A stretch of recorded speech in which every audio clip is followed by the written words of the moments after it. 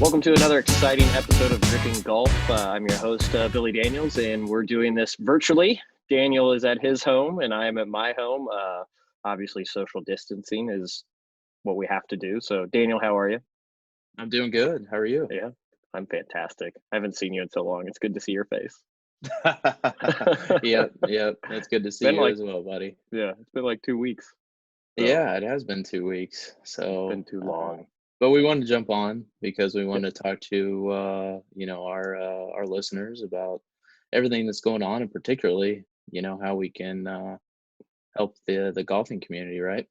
Yeah, absolutely. And specifically as it relates to what's happening in the world of COVID-19 coronavirus and kind of, is it safe to be playing? Our course is closing. What have you seen, Daniel? I've been researching, but what have you seen from your side? I've seen a little bit of both, Hmm. and you know what? I think it's a decision that the golf courses have to make because you see a lot of things happening in the world where a lot of people are together and golf courses aren't necessarily like that. Right. Some are near more densely populated areas, or within neighborhoods. I think Hmm. that's a little bit different situation than, maybe a golf course that is more on the outskirts or more rural, right? Right. Right. So I think that's really, really important to note.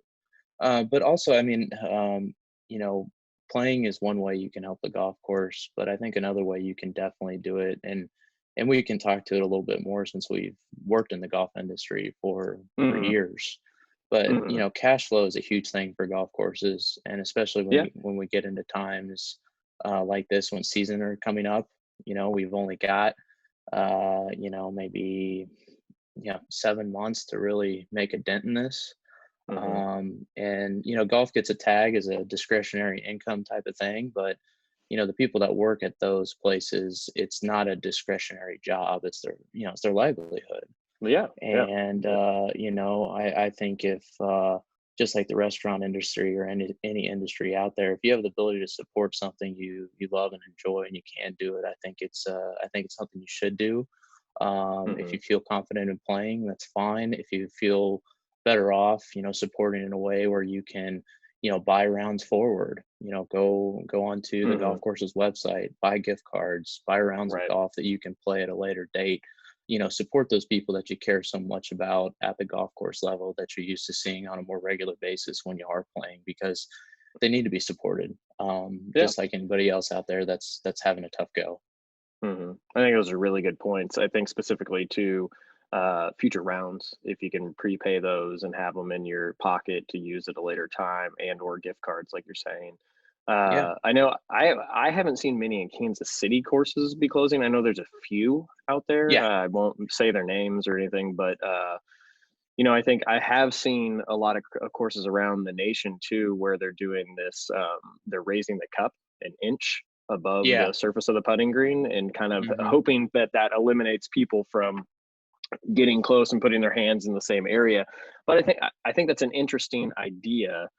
It still doesn't solve the. I mean, a lot of the clubhouses are closed, the bars and grills are closed. You can't get drinks, you can't do, you can't get food and stuff like that. So I think they're trying to do what they can to control it, but you still potentially, and I haven't been out to any golf courses, but you still have to funnel through that clubhouse, I would think, or they're gonna maybe come outside. I don't know if they're doing any sort of like paying from a phone, if they have like that Square app or whatnot that you can put on there so that they can charge credit cards and whatnot Hmm. without having people come in to the pro shop.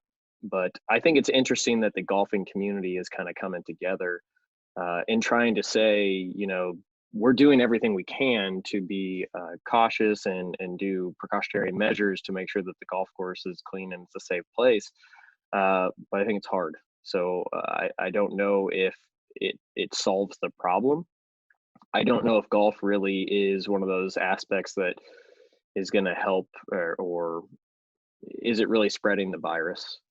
I'm sure it is if enough people get together, but golf naturally is a very separated sport, anyways. You're except riding in the cart, if you're riding. So I think walking is going to become more of an emphasis if courses stay open.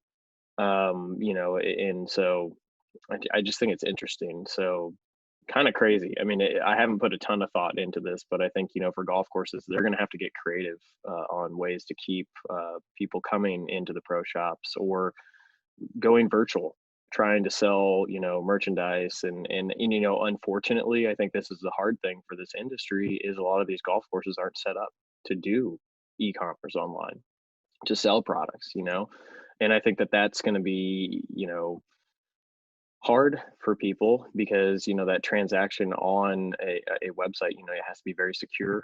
And these golf courses, yeah, they have secure websites. You're sometimes doing online tee times, but they don't have an e-commerce aspect of it to be able to put products up there. So it'll be interesting to see what happens if a lot of these golf courses are ahead of the times or can jump on this aspect of getting, whether it's balls, whether it's clubs, whether, whatever they can be doing, apparel, hats, and stuff. So I think it'll be interesting to see what happens in the next 3 or 4 weeks. But yeah, it's interesting nonetheless. I mean, Yeah, it's it's hard to understand. yeah, it is really hard to understand, and it's tough to see. I mean, obviously the main concern is just people's well-being overall. I Yeah, mean, that's got to yeah, be number one. hmm As much as we want to get out there and enjoy it, and support it, I mean, people got to feel comfortable in what they're doing with their family and who's yeah, closest to them. That's number one. But I still think, like I said, one of the best ways is, support those forward rounds that you may play. If hmm you have the ability to help golf courses out with gift card purchases or something that's cash, it's gonna, float them up front. I think that's a great way of yeah. doing it. I would agree. This day and age, you get a lot of issues with donations and fake GoFundmes and things like that. I mean, talk to your hmm golf course. You can give them a call. A lot of them are Yeah. still open, or you can email. Figure out hmm what you can do to help that golf course if you have the ability to do so. Yeah. Because it is impactful to people that work there. Yeah. Yeah. I think that's an excellent point of just reaching out, period. Do something. Reach out and say, how can I help? I know I've already sent a text to Ben and saying, what can Daniel and I do, Gripping Golf do to help you guys in this time? Is it, getting them on and showcasing what they can and can't do? So I think it's interesting. I think one of the other things I was reading about is I think And before you governments go into and that oh, go next ahead. step, I would Yeah. say hmm Sycamore does have a way to buy gift cards hmm online. Yeah. So, Yeah. They have a if you're great online interested, store. yeah, we talked about them all the time. They are open currently as well, but they hmm also have gift cards you can purchase. There's several different ways you can support that golf course as well as many other in the area. But sorry for interrupting. Go ahead. Oh, no, no, no, no. That was no. I'm glad you're putting that point out there. I think it's also hard for municipalities and some of these courses that are owned by the cities or Mm, counties or governments. I was reading an article in New York that was talking about the fact that they're struggling with these are somewhat of the a great opportunity for people to escape, and so they're seeing rounds not drop by any means, but it's mm-hmm, also that moral aspect of it is should they even be open. And so mm-hmm, I think that that's a another point to this is yeah, it's great to keep the course open, it's great to provide a place that people can come. mm-hmm. People can only do so much outside without going to these different venues or these small businesses, restaurants and stuff like that. But if you start closing down these areas that people can escape from, it's not going to be a pleasant time for a lot of people. I mean, to isolate them further than what they already are in their homes. So look at us. Yeah. I'm sitting in my basement. So I haven't seen the light of day in 2 weeks. Yeah, yeah. Well, I mean, and we talked about this more and more about, the state of the game from a standpoint of, PGA professionals or people out there in our community that give lessons virtually and how much of Yeah. an impact that is on the industry. And, I think that's one of the things that we're going to continue to see more and more, regardless of, if and when we, get out of this current situation. But, hmm I think it's something that is very, very beneficial for the community as far as learning the game. And there's so many things you can do from home. So that's a plus though too. And I Mhm. think the golf courses and various different other parts of the business will gravitate and have that part of their plan, moving forward. Yeah, yeah, they'll have to adjust, obviously. Yeah, I think that's the thing is getting some drills or doing training at home or becoming more flexible. I mean, there's things that you could be doing to keep your mind occupied. Apparently, there's this thing called reading. I haven't really tried it. Where there's these books. They can even be on iPads. It's apparently you just sit there. Yeah, and just look at it. Yeah, and your eyes move left to right, top to bottom. I don't. Yeah, it's crazy. I guess there's people are doing that now. So Oh, really? yeah, Well, but no, I think that is educate yourself. That's another aspect of this yeah. is take this time. If you can't get out there and do anything with your actual swing and be out on the golf courses, maybe this is an opportunity. This could be a huge opportunity for professionals who have the ability to do the online lessons like you're talking about, to talk through Hmm. people. Hell, I think it's an opportunity for communities to come together as professionals, gravitating to speak together like they're getting a cup of coffee, whether it's through the virtual things like a Zoom meeting or a GoTo meeting, where they can talk. What are you all doing? What are you all doing to help yourselves get through these times? Or I Hmm. think one thing would be selling lesson packages, like you're saying, is get ahead of it and start selling these things to people so that they can, uh, you know, be looking forward to the future of things. Yeah. But I really haven't looked at what it's done to the sales of the golf equipment. I Yeah. guess yeah, I haven't It's tough really to looked say at where that. we are right now, Hmm. I who knows? I mean, we were talking about it earlier today. 30 to 60 days doesn't look great. For a lot of Yeah. outlook here, and Hmm. obviously '08 was a very, very tough situation.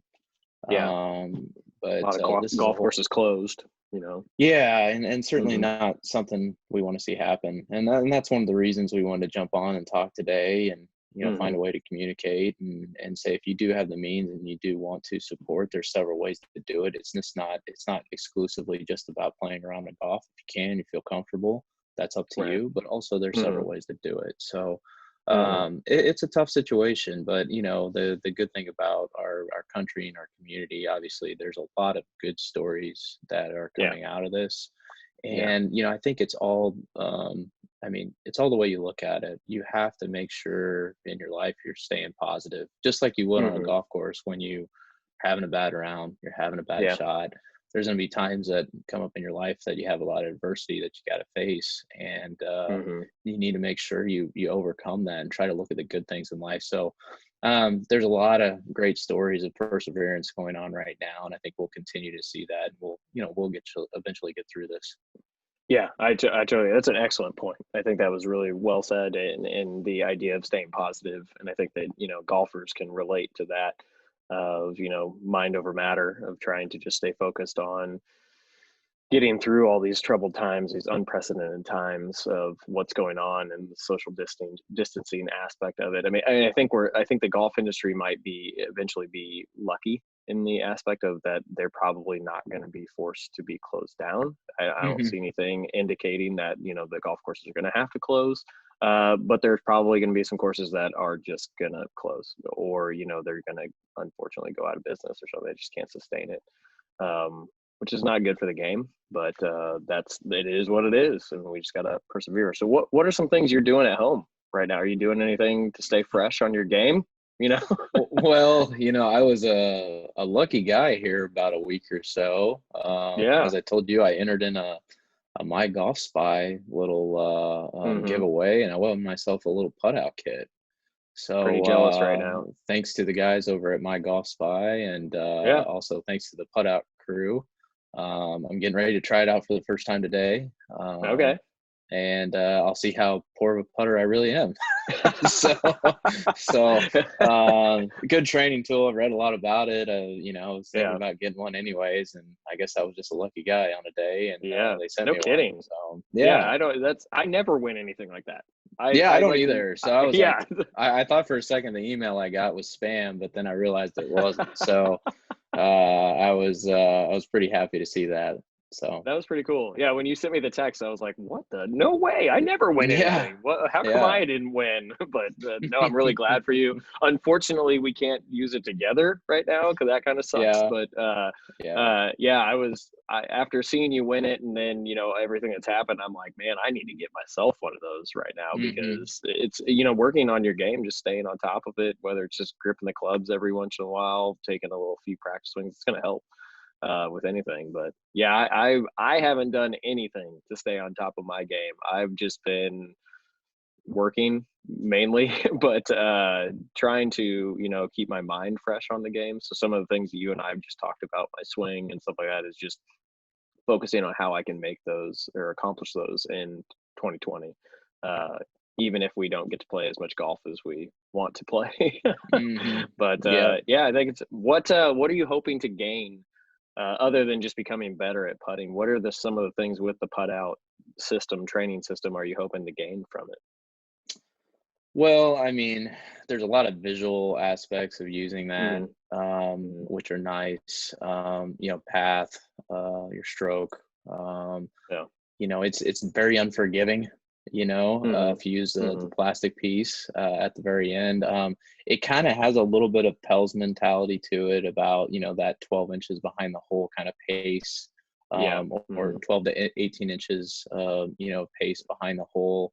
You can't do as much, obviously, with breaking putts, and Yeah. spot putting versus line putting. Hmm. But it's something you can keep fresh.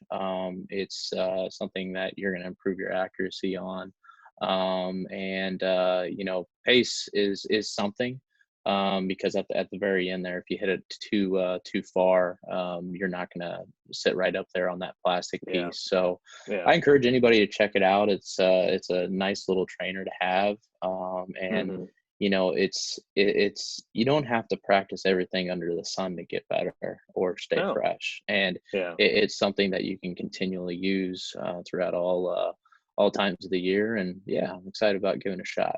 That'll be good. That'll be cool. I'm excited to I'm excited to see what happens for you and excited to see just the results because I think we'll just continue to talk about it on here and just Yeah. understand what Well, I are mean, you improving? I've always been a real dead weight putter, and for some of the Mm, people that don't know what that means, it's kind of dying it in the hole. And yeah. when I was younger, I wasn't a dead weight putter. I was very aggressive, took a lot of line out of it, and hit it firmer. So I Uh, think this tool will help me do that a little bit more, and get back to that kind of more aggressive putting style from yeah. a pace standpoint. I think you make more putts. If you look at the guys out there that really have that in their game, the Ricky Fowlers of the world, people that really jam it in the back of the cup. I think it's a more successful way of putting, but it's Yeah. also a way that you've got to definitely build your confidence in what you're doing, how you're doing it. And I think that's Right. something that it will help with. So Yeah, I don't think just without any analytics or statistics in front of me, I think just when you watch the PGA Tour, you don't see a lot of golfers dying the ball in the hole by many means. I would say no, that I mean the no, maybe a minority is long one that falls in, right? yeah, yeah, But yeah, that's yeah, about it. yeah, Hmm. yeah, which is probably more of a lag putt that just went in the hole versus Hmm. them. That's exactly what they were trying to do on Hmm. these long putts that do drop in. But I think that you're right. It is on the tour. The Ricky Fowler. I think it's a great example of Ricky Fowler, specifically when you think about the players was canceled, but that was was it 2 years ago or three when he won on or he hit the putt in on 17 and then he won in the playoff I believe too on 17 and those Birdied were the both last some three, I believe, and then yeah yeah went to 17. I want to say that playoff went on for a little while there. So yeah hmm that was exciting. Hmm. yeah yeah and my point is I mean he rammed all those putts in. I mean Oh they weren't yeah. yeah and I'm a big fan of his putting style. I think he it's very simple. I think his setup. I used to think he was very too narrow, really kind of locked in too much, not creating I'm a the big fan of that. yeah. I mean, the narrow putting stance I think is big because I mean Mm, you've got to really pay attention to your length, and your yeah. setup, because if you get a little bit too wide, your stroke starts to arc actually Hmm. more. Hmm. You can't have quite as much of a straight back, straight through plane. Right. Right. And it's just I think it's an easier way to putt. Obviously, you got to assess that when it's windy. But Yeah. no, I think Yeah. he's also a great example of someone that has had some putting woes and has changed a lot. Hmm. Because Yeah. you look back Hmm. to his college days and then into his early years playing on the tour, he was left hand low. He was, Hmm. putting with a mallet, putting with a blade, Right. conventional, moving back Right. and forth. I think there may have been a little claw in there. So it took him Hmm. a little while to find it. Right. And I think, for people out there looking for that, it just goes to show it just takes a little bit of time, to find what Hmm. exactly works for you. And then when you're there and you get a little confidence going, watch out. I mean, Right. putts they come in waves. So, Yeah, they do, and it's amazing because I think you totally, there's days where I think my last round I had like 6 or 7 one putts in a row. Now, not all of them were birdies, but I think 3 of them were. But it's amazing if you get in that rhythm. I think of putting, you can just really, really hone in. One thing I got to work on this year, I think, is that 12 inches past the hole. I don't focus a lot on speed, and I think that that's a big, specifically with, I'm not a bad putter by any means. I don't think no, you're so, a great but putter. yeah, No, I think I'm yeah. good, but I don't, my process as I approach a putt is could change a little bit, and I think I could have more success. I think I could have Hmm. better success with leaving myself, um eliminating the three putt more. Not that I have a lot of three putts, but I think that I leave myself a lot of 3 and 4 footers, or maybe even 4 and 5 footers. And that's where I feel like if I can focus a little bit more on speed and understanding that speed. I don't do a lot of speed drills by any means when I practice my putting. I'm very focused on my line, and but I think I have to figure out that rhythm of how do I get it to 12 inches past the hole, or how do I get it to be rolling that appropriate speed, Well, and I I just think you don't have said that it right. feeling. Yeah. Yeah, I think Hmm. you said it right there. I mean, if you're going to focus on 12, 18 inches behind the hole, you're Hmm. going to have to adjust your mentality from line to speed first. Yeah. Yeah. And a lot of people work on line, like you said, and it's good, but understand that that's so much of that is influential on how much speed you're going to have on it. And if you do look at the statistics of Hmm. how many putts are being made based off speed, you're going to see that there's a lot more people making it when the ball has a little bit more velocity. Yeah. Yeah. Yeah. And so it takes some adjustment mentally, and it takes some time to get used to. And I think the thing to note is sometimes when you're missing putts, you're putting your best. um, Mm. and you've got to acknowledge that sometimes you're striking them correctly. You've got pace that's maybe a little bit beyond the hole, but Hmm. you're not making them, and it's hard to grip that. It Yeah. really is, Yeah. and it takes some time to adjust. So, if I was telling you, if you're going to go out there and you're going to start practicing more of speed and trying to get the ball to end up behind the hole, Hmm. if you miss, I'm hoping that you maybe the first couple rounds you start practicing or you're on the putting green a lot, that you are missing a lot of putts beyond the hole, because that's a good Yeah. indicator that you just need to make an adjustment for your line and you're there. Yeah, yeah, and that's exactly I what I want to do is have a better feeling of where that 12 to 18 inches is when I'm putting. Because I really don't. I do think about speed, but not in the context of keeping it in that proximity of the hole, a radius of 12 to 18 inches, and then enough to giving it to have that speed to get into the hole. I mean, you don't Mhm. leaving it 18 inches short is not the good thing. No, It's it's like, not. yeah. No, and especially So, not on the lower side yeah, of it typically, and yeah. unless you're Hmm. lagging it and you want an uphill, back up for par, or trying to save Yeah, a but save a I think stroke. you But bring up, yeah, I think you bring up a good point there too in the context of lag putting specifically. Is I don't think enough amateurs think about the fact the next putt of, where do they want to miss it, and that uphill putt is going to be made more than a downhill putt. And yeah, that's the hard thing. Is I you know, think I've people don't, they're just mhm. like, oh, here's my hole, I got to get it to that distance, this is my line, so to speak. But if I mean, look at the percentages. This is where I'm going to get past it. Look at the percentages of outside 10 feet on the PGA Tour. I mean, the make percentages is not that high, once they get to, Mhm. 10 to 12 feet. So why are amateurs thinking that they're going to make all these putts and start, leaving yourself the next shot so that you can make that shot, And I the think next putt. Mhm. there's an argument here too. A lot of people talk about a hula hoop around the hole on some of these Mhm. longer Mhm. putts. How big's that hula hoop? One, and if you start, Right. cutting that up into quadrants, let's say you have Right. a left or right putt that's 50 plus feet. Mhm. Some people aren't going to hit the under 5 foot mark. Let's be Right. honest, Right. right? Yeah. So does Right. it make sense on a, uphill, excuse me, an uphill left to right putt that they should be in the top left quadrant to where their second putt is going to be a downhill right to lefter? Right. It almost, if you Hard can, no. yeah, if you can, Yeah. I would rather the person be outside that 5 foot hula hoop and, be more a 7 footer uphill. Yeah. So that's the argument. And a lot of people will say, well, if you didn't miss it on the high side and you didn't miss it long, you never gave it an opportunity to get in. Mhm. But your Mhm. make percentage from that distance is very slim, even for the best players in the world. So That's exact, and that's my point. you do have to Yeah. think out your next Mhm. shot. Yeah. Mhm.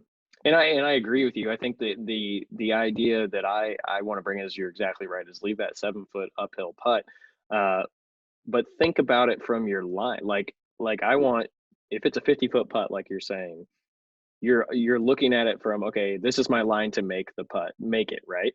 I want that secondary thought to come in and be like, okay, if I miss, I'm going to miss. Where do I want to be? And then Hmm. look at that line there, because there's not one line to make a putt. It's a combination of line and speed. And think about that of like, okay, if I want to end up with an uphill putt, maybe 3 or 4 feet past the hole, that that trajectory or that path that it's going to go has the probability, it's slim, to go in too, but you just got to think through that process of, it's there's multiple paths to get to that shot depending on your speed, or Sure. the putt. So I think that And that's the. you Go could ahead. take it one step further and say, hey, be cognizant of these quadrants on your approach shots. Yeah. You know, Oh my if you're gosh, yes. thinking, Yeah. hey, Mhm. 50 foot around the pin, where's the best Yeah. position for me to hit an uphill putt in the hole? Yeah. And be careful with what side you hit it on, even from a green perspective, hitting it on the Hmm. green. So, or, I mean, that goes the same, standpoint of if you're off the green, you're going to be chipping uphill. So Right. it's a Right. lot of things we don't think about, Hmm. when we're playing the game. Sometimes we're just trying to get it as close as possible, but really you need to be Hmm. thinking, okay, what are my make chances in certain areas? Yeah, I think it's interesting you bring that up. I think Luke Reinhardt from Garmin, when he was on the show, there is some benefit. I think what he did. He built that his own book about the courses he was going to play for the Kansas Amateur and stuff like that. This is very long winded, but what I'm getting at is there's far too many golfers out there that play the same golf course every day or once or twice a week and still have no understanding of the green, where that None. because where it is, like you're saying, those quadrants. And I'm not, I am advocating that what Luke did can drastically help you become a better golfer, but I'm not telling everyone to go do that. I don't want like everyone to go create their own, caddy book or whatnot. I think it's a fantastic idea, but I think you could start making mental notes while you're playing the same golf course of, if it's in pin position 6, where do I want to be? And just thinking about, stop for 1 second before you hit that shot and think, where is the most ideal place for me to be to make my next shot and or make par, or if it's birdie, whatever you want to be. Just step back and think about that.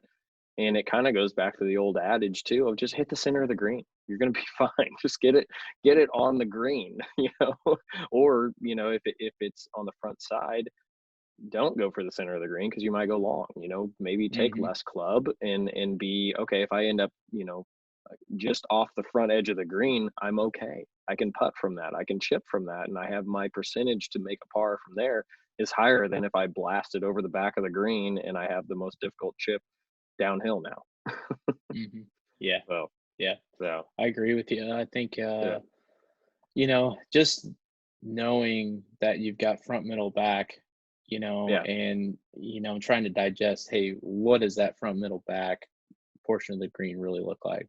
Is it Hmm. uphill, Hmm. downhill, right to left to right to the Yeah. pin? Hmm. And where should I actually try to hit this? Now, are we Yeah. all going to be able to hit those quadrants when we want to? No, and No. that's why you make a great point that, hey, Yeah. hitting the green is a priority. But Yeah. if you're on Hmm. and you can digest that or make mental notes of every hole, as you Right. get closer to the green and you have an easier shot, those types of attributes of the course are really going to be something to focus on as you hit that next shot. Yeah, I think it goes again to bring up the Garmin episode. I think it kind of goes with that virtual caddy assistant that they were working on is helping you to make those decisions. Now it's obviously not to the green yet, where they can tell the undulations, which would probably be unfair anyways. But those are the things that you can do as a golfer is remember where do I want to be on my next shot, and I think it goes all the way back to the tee box of how are you going to yeah, driver. I will argue driver hitting driver off of every tee box that you can is probably going to increase your probability of making birdie or par, but it also might not be the best a best approach on every hole. Yeah. Is don't put yourself don't increase your margin of error and have some drastic large number on your score. I mean that you're just eliminating the big numbers is what you're trying to do, and these are some strategies that can do it is thinking ahead of Mhm. where know your yardages too. I think that that's a big thing when you got your new clubs. You really, I mean, that text message you sent me that you had every yardage, and I think you went through a very long process of hitting a club, taking out your rangefinder, knowing what you actually hit that distance, and finding those ranges that you actually hit. What are your actual ranges? And those are things that the amateur golfer doesn't know. And And be honest with yourself, yeah, yeah, through that process, mhm, because we like to inflate that. I think is, it's human nature. We want to sometimes we want to yeah, think we're better than what we are. right. But be honest with yourself, 'cause it's only going to help your game. Yeah, exactly. Like hitting a 9 iron versus a pitching wedge does not make you more manly. No, Like yeah. no. So And it's not going to what'd you improve hit your there? score anymore. So Exactly. if you want to play Yes. good golf, be honest with yourself. Yeah, So and I know that's an area when you worked really hard on getting your yardages set for all your clubs and stuff like that. I couldn't tell you half of my yardages. I mean, I just don't know. I know that through some of the Garmin stuff I use, I have a better idea. But I know enough to be dangerous, but I don't have it dialed in. Like I don't know my exact yardages. I couldn't tell you. That's something I gotta fix because that's holding me back from getting to where I want to be. So.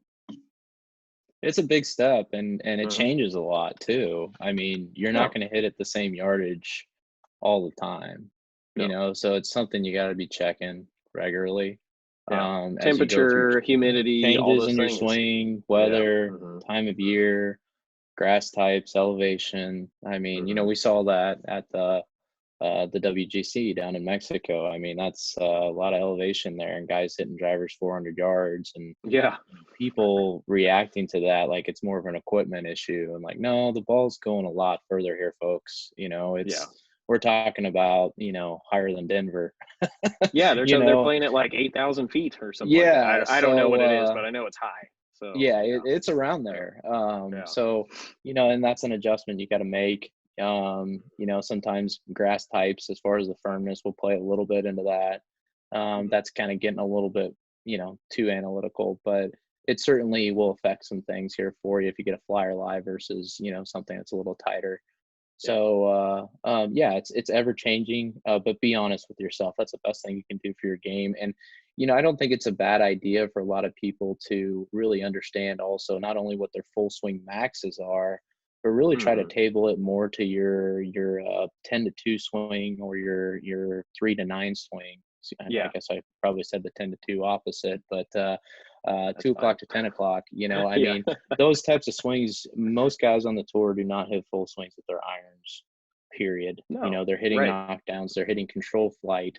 They're trying to flight the ball with just the correct amount of spin into a certain Mhm. green, based off of what that undulation of that green is, what those quadrants Right. look like. Right. and Hmm. it's important to be able to do that and know what that is. So Yeah. as you progress in your game and you can start hitting knockdowns or half shots, good to know those yardages, because sometimes those are more beneficial than what it is going to be, and typically 9 times out of 10 more beneficial than trying to stomp on a 9 iron, or Yeah. hit. Sometimes Yeah. it's better just to take a little half seven, and hit it, Yeah. and flight it. That's Hmm. important, and that's something you can challenge yourself on the range to get better at. What Yeah. how can I hit? Can I hit my 5 iron 140? Can I hit it Right. 130? Can Right. I do that? And can I Hmm. do that not only with a shorter swing? Can I do it with a Hmm. full swing? It's a very Right. good drill to work on your tempo, your control, and your abilities to Hmm. hit different shot shapes.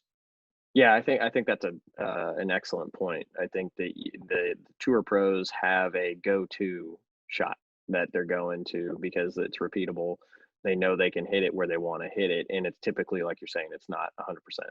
It's not they're and stomping on a 9 iron like you're saying and stuff like that. Yeah. That's a good point, and I think that goes back to again the context of where do you want to be on that next shot? Where is it? Where do you want to get course management? I mean that's the big thing here is course management and getting your swing to be the way you want it to be and executing it. I mean, do you know any golfers, amateur golfers that are going out there and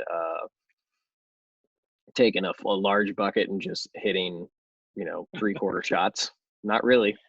No, but I Yeah. mean, it was one of the Yeah. things I used to always say to my lesson clients when they would come on the range and they just start hitting everything as hard as possible with every club. And I Yeah. said, hey, first thing I want you to go do tonight, you watch the Golf Channel or you watch an event.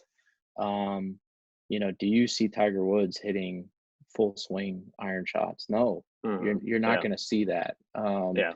And I think while golf is not on right now live, there's a lot of it being replayed, and you Yeah. can learn a lot Mhm. from watching golf, and you can see Yeah. all these different things they're doing in different scenarios. You can learn a lot. Yeah. And it's take some notes, put it down on paper so you can Mhm. actually try to implement it in your game. Don't just say, "Hey, I'm going to remember that." Write it down, Right, right, yeah, writing it and down is a big then thing. Mhm. try it out when you have an opportunity to get to the range, you have an opportunity to get to the course, and you'll see that there's little things that you may think about. You may, hey, I want to try that next time, but you never do just because you just start playing golf again, Yeah. right? You Yeah, I'm gonna change, and then you get out the course and it's like, "Oh, crap, I'm got 10 minutes. What am I gonna go do? I'm gonna throw my carts on my clubs on a yeah. cart and head to the first tee. See you later." Oh yeah, oh yeah. I do think you bring up So a good point of the tour professionals when they warm up before a round or if they're practicing, it's very tempo based. I think it's very tempo based of setting that tone because if you can get the timing and the tempo down, and you might disagree with this, is you can start to speed that up. You can start to swing harder. But yeah, if you don't have, but we obviously don't want to. I don't want anybody to think that go out there and start swinging slow. I'm not saying that. You want to have speed in your swing, and speed is yeah, something that you need to not give up. But at the same time, what I'm saying is just find your tempo for the day.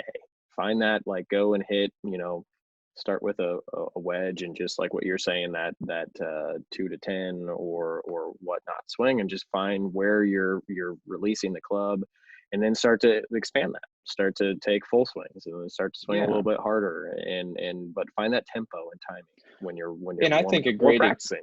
Yeah, I think it's a great point. I think a great example of it too, and I think oddly enough, and I'm not recommending anybody go out there and do this, but Mr. Hmm. Watson, Tom Watson, first thing he does is take out a 3 iron and start hitting it. Yes, he does. But Yeah. he's looking for consistency in his warm Right. up, and he's looking for Mhm. consistency in his 3 iron in terms Right. of distance control. He doesn't Right. immediately go out there and start ripping them at 100%. He ramps that up.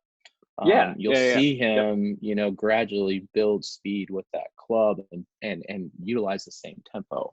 That's a Mhm. difficult thing to do for someone that's not playing, or Mhm. a lot of people don't even have 3 irons anymore. Right. But it's a really 3 good hybrids. example of, yeah, Mhm. it's really good example of what you can do even with something that's a shorter club in your bag. So Yeah, I totally speed, agree with you, and build that's a tempo. great Yeah, that's a great example. If you weren't going to say it, I was going to say it about Tom doing that. Tom Watson. I act like I know him. Yeah. Hey, Tom. Good to see you. But yeah, I totally agree with you. Yeah, he doesn't rip the 3 iron right away, but that's the first thing he warms up on. And Oh and yeah, I think that's wise. And I think he used to always say that if I can hit 3 iron well, I know I'm going to hit everything else well. And I thought, I was good just like, point. wow, that's so Yeah, you can't profound. contradict Yeah. that at all, can you? I mean, you can't No, I mean, challenge it. yeah, So yeah. I think I have the opposite problem. I think I hit my long irons very well, and then I struggle with my wedges and short. It's like, dang it! How do I? yeah, Clearly, I'm doing something wrong with my swing, changing it. So I got to yeah, figure that out. But that's interesting. But yeah, these are unprecedented times in the golf industry. unprecedented times. Yeah, Yeah, but like I said, I think it's more than anything, people need to stay positive.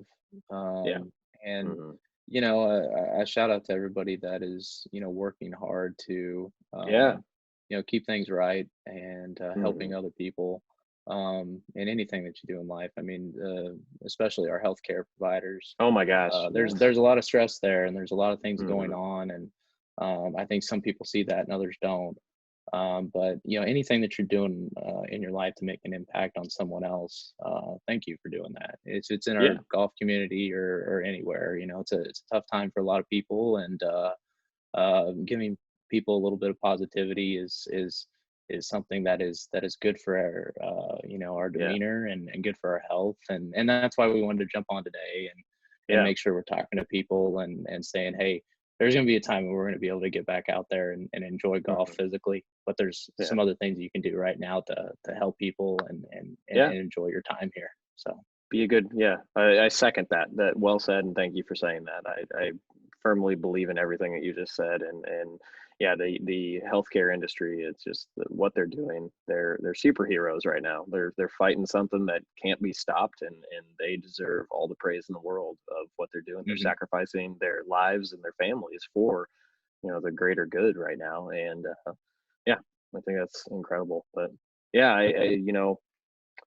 is there anything else you want to talk about on this podcast? You No, good? no. Okay. I think it's a good session, and I think, Yeah. everyone out there, just look for things you can do to improve and hmm stay upbeat and, help your Yeah. local community and your golf course and Yeah. things will turn around here and like I said, we'll have a chance to get back out there. Yeah, we will. All right. Well, thanks for listening, everybody, and we'll see you next week.